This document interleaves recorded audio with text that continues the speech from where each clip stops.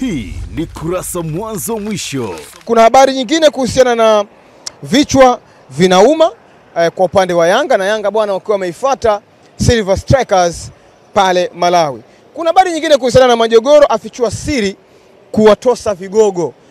Majogoro ambaye alikuwa anatumikia klabu ya Chippa United kutokea pale Afrika ya Kusini, analizungumza kwamba alipata ofa nyingi sana kwenye klabu kubwa, lakini yeye aliamua kujiunga na KMC kulingana na uhusiano mzuri ambao alikuwa nao Majogoro pamoja na KMC.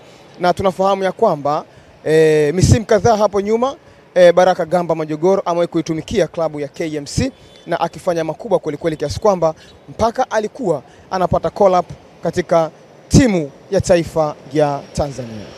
Lakini kuna habari nyingine kuhusiana na Gunners katikati ya mtego Championship.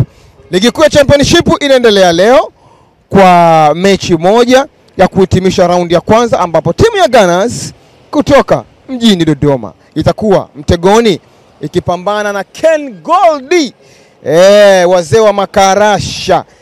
Ken Gold ambayo ilitoa ubingwa tunafahamu msimu juzi, ikapanda ligi kuu, na sasa wanakwenda kuhitimisha ile raundi ya kwanza ambayo itakuwa kupigwa leo, mchezo mmoja wa kipolo ambao ulikuwa umesalia.